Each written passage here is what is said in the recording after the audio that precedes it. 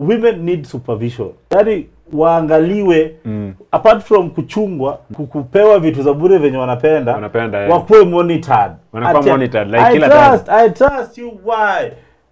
From the first, nasema from the first woman ever created.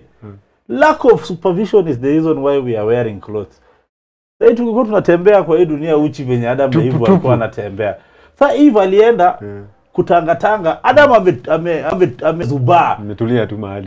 I am the only man in this world. Anamedi. Asina competition.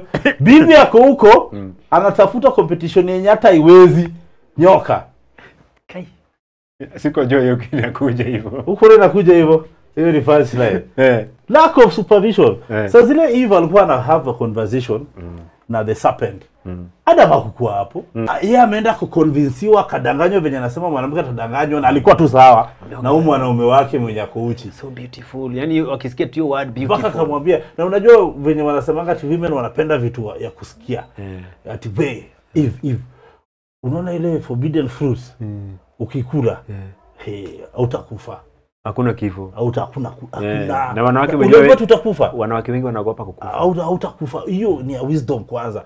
If yako like walai. Adam yuko asikia supervise bibi yake kwa kawaida anaongea na nyoka.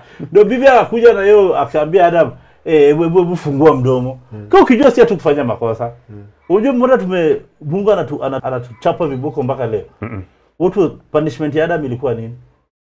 According vile mimi najua. According to the Bible. Adam aliulizwa, where are you? Hiyo ndio swali ya kwanza. Akajibu, I am naked. Hakujibu swali. Where are you? I am naked. Mungu akamuuliza, who told you you are naked? Sikia jibu ya Adam, sema punchline. Punchline. Jibu ya Adam ilikuwa, that woman you gave me. Umesikia? Jibu yake ilikuwa huyo mwanamke ulinipea. Ndio alinipea hiyo fruit nikakula. Kwa ukijua Adam hakwenda kutafuta fruit, aliletewa na mwanamke. So Adam alichapwa kiboko na Mungu because it was his duty to monitor, to take care, supervise and nurture this woman. But he failed doing that. Mwanamke akaenda kuongea na nyoka. Nyoka ikamadvise. Unasema mtu aseme ati there are intelligent women out there, there are wise women out there. True, yeah. I have no dispute about women. I have nothing against. In fact, I love women. The more the merrier. The more the merrier. Yeah. Super host. But the punishment came from lack of supervision. Uko na bibi yako, uko na mtrust. Please still monitor. Unaweza zuia vitu zingine. Unaweza kuwa umemwacha anazoeana na mtu mwenye hata kuwa na intention ya kuwa na kitu nayo. But because ulisema tu huyo ni rafiki yangu. Huyo ni workmate wake. Huyo ni boss wake.